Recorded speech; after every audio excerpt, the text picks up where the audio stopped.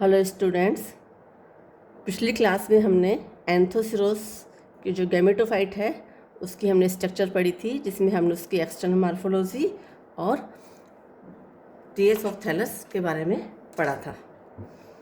अब हम पढ़ेंगे इसके अंदर एंथोसिरोस के अंदर सेक्सुअल रिप्रोडक्शन अर्थात लैंगिक जनन किस प्रकार से होता है। एंथोसिरोस में सेक्सुअल रिप्रोडक्शन ऊगैमस प्रकार का होता है, विषम युग्मकी प्रकार का होता है। ऊगैमस प्रकार के सेक्सुअल रिप्रोडक्शन का मतलब होता है जब male gamete and female gamete दोनों बिल्कुल एक दूसरे से डिफरेंट होते हैं, उनकी शेप, साइज एंड फिजियोलॉजी तीनों डिफरेंट होती है, तो वह ऊगैमस प्रकार का सेक्सुअल रिप्रोडक्शन पाया जाता है, कहलाता है।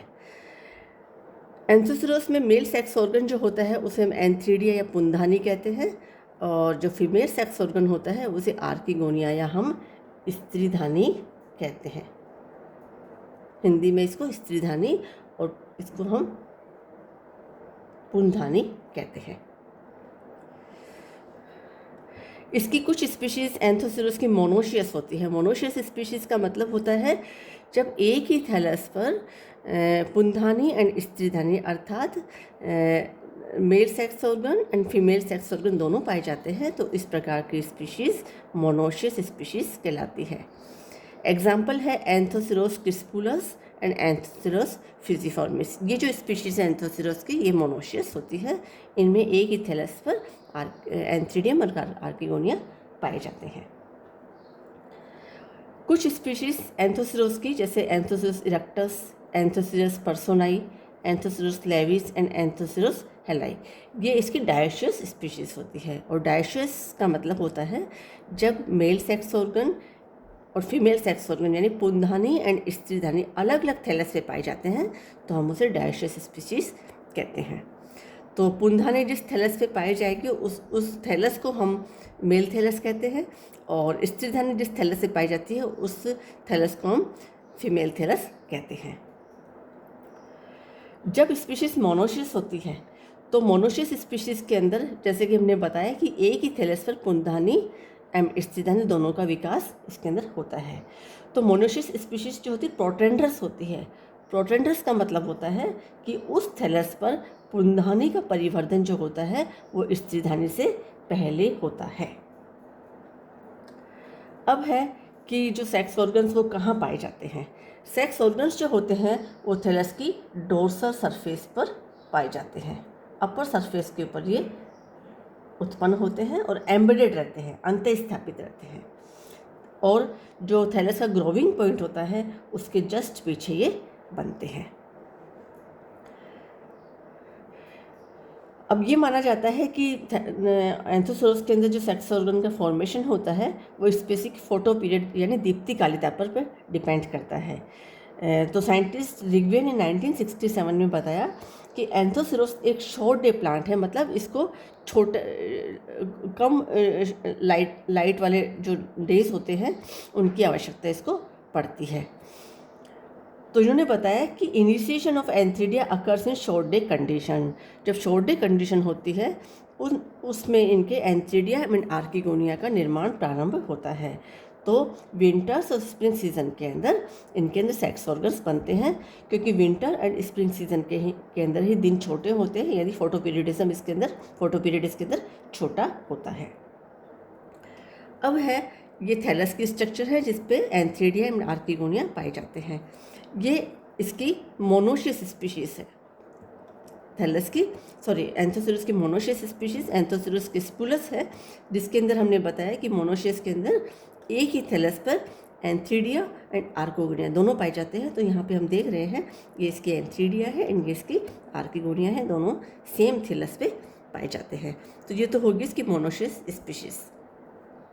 अब है डायोशियस स्पीशीज़, मतलब मेल थैलस अलग होगा जिस पे एंथ्रीडिया पाए जाएंगे और फीमेल थैलस अलग होगा जिस पे आर्किगोनिया पाए जाएंगे। एग्जाम्पल हमने बताया था, ये एंथोसिरोस इरेक्टस हमने बताया है यहाँ पे, इसमें ये फीमेल थैलस है, इसके अंदर आर्किगोनिया हमें दिखाई दे रही है, और ये इसका मेल थैलस है जिसके अंदर एंथ्रीडिया बने हुए हैं। अब हम पढ़ेंगे एंथ्रीडिया के बारे में, यानी पुंधानी के बारे में।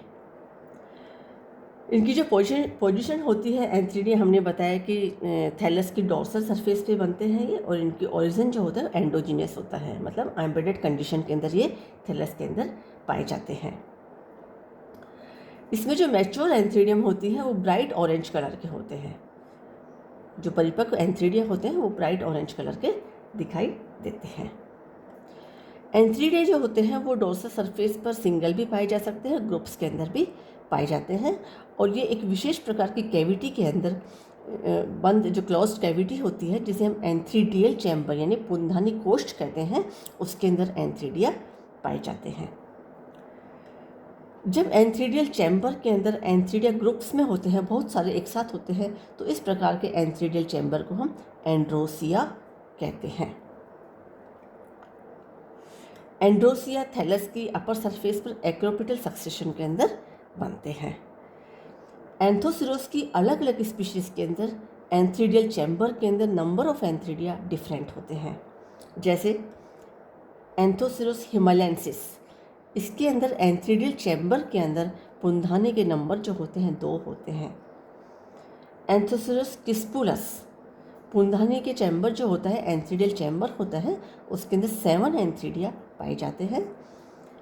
एंथोसिरोस इरेक्टस, एंथ्रीडियल चैम्बर में 22 एंथ्रीडिया पाए जाते हैं, और इसी प्रकार एंथोसिरोस गैमुलोसस के अंदर 30 एंथ्रीडिया एंथ्रीडियल चैम्बर में पाए जाते हैं।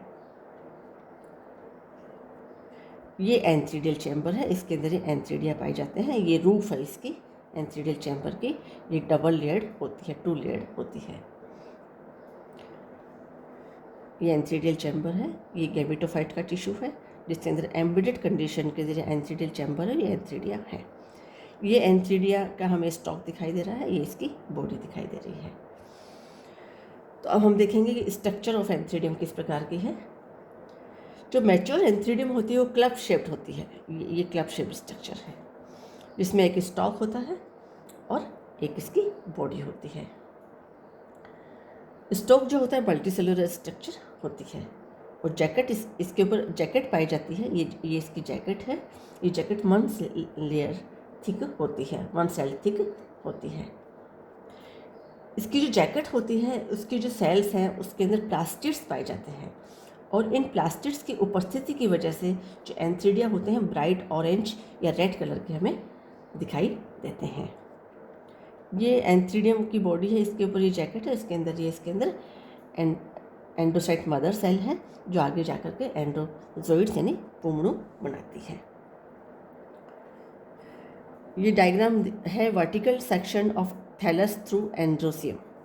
थैलस का यदि हम वर्टिकल सेक्शन काटते हैं जिसके ऊपर एंथ्रीडियल चैम्बर या एंड्रोसियम बना हुआ है, तो हमें इस तरह से दिखाई पड़ता है। ये स्टॉक है, इसका एंथ्रीडियल चैम्बर के अंदर म्यूसिलेस भरा हुआ है। ये एक मैच्योर एंथ्रीडियम है, ये इसका स्टॉक है, ये इसकी बॉडी है, और ये जब परिपक्व हो जाती है एंथ्रीडियम तो इसके अंदर से एंथीसोइड्स निकल रहे हैं।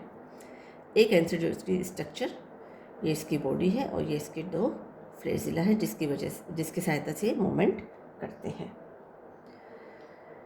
एंथोसिरोस के अंदर एंथ्रीडियम का डेवलपमेंट उसी प्रकार से होता है जिस प्रकार से रिक्सिया के अंदर होता है। रिक्सिया के अंदर हमने आपको एंथ्रीडिया के परिवर्तन की पूरी प्रक्रिया हमने आपको समझाई थी, तो अब हमें पुनः उसको रिपीट करने की आवश्यकता नहीं है। अब जब एंथ्रीडियम मैच्योर हो जाता है तो उसका स्फुटन किस प्रकार से होता है। हमें पता है कि जो एंथ्रीडिया होते हैं वो एंथ्रीडियल चैम्बर में पाए जाते हैं। तो जो एंथ्रीडियम पहले मैच्योर होती है, the antheridium which mature first comes to lie in the central position, antheridial chamber के सेंट्रल मध्य के अंदर आ जाती है। इसके बाद जो एंथ्रीडियल चैम्बर की रूफ है, जो हमने पिछले डायग्राम में आपको बताई थी, वो ब्रेक हो जाती है, और उसके ऊपर एक सेंट्रल पोर, एक मध्य छिद्र उसके अंदर बन जाता है। एंथ्रीडियम जो होती है वो वाटर एब्सॉर्ब करती है, और इसके जल अवशोषण से इसकी जो जैकेट होती है एंथ्रीडियम की, उसकी डिस्टल सेल्स जो होती है वो सेपरेट हो जाती है, और जैकेट जो है उसके ऊपर एपिकल अपर्चर बन जाता है, एक छिद्र बन जाता है। इस एपिकल अपर्चर से होकर के जो एंड्रोसॉइड्स है, पुमड़ू हैं, उनके जो मास जो ग्रुप है वो ग्रुप के अंदर एंथ्रीडियम से बाहर आ जाते हैं, और वाटर की सरफेस पर ये आ जाते हैं। ये जो एंड्रोसाइट के रूप में जो पुमड़ू है बाहर आते हैं और बाहर आकर के ये बाइफ्लैजिलेटेड स्मॉल शेप्ड रोड शेप्ड एंथेजोइड के अंदर ये परिवर्तित हो जाते हैं। और ये एंथेजोइड्स या पुमड़ू जो होते हैं वो थैलस के ऊपर जो वाटर पाया जाता है, जल पाया जाता है, जल की फिल्म पाई जाती है, उसके ऊपर ये तैरने लगते हैं और फिर बाद में ये तैरते हुए आर्किगोनियम की नेक तक पहुंच जाते हैं।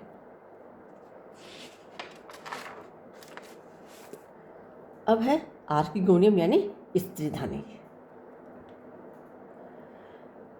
आर्किगोनियम जो होती है वो भी थैलस की डोर्सल सरफेस पर बनती है और एम्बेडेड कंडीशन के अंदर पाई जाती है। और इसकी जो कवर सेल्स होती है, अपर जो फोर्स कवर सेल्स होती है, उसके अलावा पूरी जो बॉडी होती है आर्किगोनियम की वो थैलस के अंदर एम्बेडेड पाई जाती है। केवल कवर सेल्स ही थैलस पे रहती हैं। ये थैलस के ऊपर एक्रोपिटल सक्सेशन के अंदर अरेंज रहती है और जो थैलस का ग्रोविंग पॉइंट है उसके बिल्कुल नज़दीक इनका बनती है। एक मैच्योर आर्किगोनियम बाहर से जो एक म्यूसिलेजिनस माउंड द्वारा पहचानी जा सकती है, जो एक फनल शेप्ड स्ट्रक्चर होती है। अब है स्ट्रक्चर ऑफ मैच्योर आर्किगोनियम। ये आर्किगोनियम है, ये मैच्योर आर्किगोनियम है, ये दोनों आर्किगोनियम की स्ट्रक्चर है। प्रत्येक आर्किगोनियम एक फ्लास्क शेप स्ट्रक्चर होती है। जो वेंटर, ये इसका वेंटर है और ये इसका नेक है, इसमें डिफ्रेंशिएटेड होती है। इसके ऊपर 4 कवर सेल्स होती है, 2 हैं, 2 इसके पीछे हैं, तो 4 कवर सेल्स होती हैं। नेक के अंदर 4 से 6 नेक कैनाल सेल्स, ये नेक कैनाल सेल्स पाई जाती हैं। और वेंटर के अंदर वेंटर कैनाल सेल है, ये वेंटर कैनाल सेल और इसकी एक सेल है। नेक जो होती है 6 वर्टिकल रोज की बनी होती है। जब आर्किगोनियम परिपक्व हो जाती है तो इसकी neck canal cells and venter canal cells जो होती है वो डिसइंटीग्रेट हो जाती है, नष्ट हो जाती है और म्यूसिलेजिनस सब्सटेंस बनाती है। ये म्यूसिलेस जो होता है ये कवर सेल से होकर के बाहर निकल करके म्यूसिलेस माउंट के रूप में परिवर्तित या जमा हो जाता है। एक आर्किगोनियम का डेवलपमेंट भी, परिवर्धन भी उसी प्रकार से होता है जिससे रिक्शा के अंदर आर्किगोनियम का परिवर्धन होता है और जो हम पढ़ चुके हैं, अतः हमें इसको रिपीट करने की आवश्यकता नहीं है। जब आर्किगोनियम मैच्योर हो जाती है, इस तरह से म्यूसिलेस माउंट बन जाता है, डिसइंटीग्रेशन हो जाता है neck canal cell venter canal cells का, तो ये फर्टिलाइजेशन के लिए रेडी रहती है। और एंथ्रीडियम के अंदर एंथेजोइड्स बन चुके होते हैं। वे एंथेजोइड्स पुमड़ू जो होते हैं, नर युग्मक जो होते हैं, वो पानी के अंदर तैरते हुए अपनी कशाभिकाओं की सहायता से यहाँ तक आते हैं और आर्किगोनिया की नेक के अंदर प्रवेश कर जाते हैं। वह एंथ्रीजोइड या पुमड़ू जो आगे होता है सबसे पहले, वो एक सेल से यूनाइट हो जाता है। तो ये फर्टिलाइजेशन के प्रोसेस है जिसमें एग न्यूक्लियस यहाँ पे और ये एंथ्रीजोइड जो इसके अंदर प्रवेश करता है वो यूनाइट होते हैं और जाइगोट का स्ट्रक्चर, जाइगोट का निर्माण करते हैं। हम जानते हैं कि गैमीट जो होता है वो एक एगोनिक संरचना होती है, तो एग न्यूक्लियस एगोनिक संरचना है और एंथ्रीजोइड है वो भी एगोनिक संरचना है। इनका यूनियन हुआ, जाइगोट बना, जो 2 एंड स्टेज आ जाती है। तो जाइगोट के निर्माण के साथ ही एंथ्रोसोरस की स्पोरोफिटिक जनरेशन है उसकी स्टार्टिंग हो जाती है और गैमेटोफिटिक जनरेशन है उसकी एंड हो जाता है। जाइगोट से आगे जाकर के एम्ब्रियो बनता है, फिर ये स्पोरोफाइट बनता है। नेक्स्ट क्लास में हम पढ़ेंगे कि जाइगोट से फिर स्पोरोफाइट का निर्माण किस प्रकार से होता है। Thank you.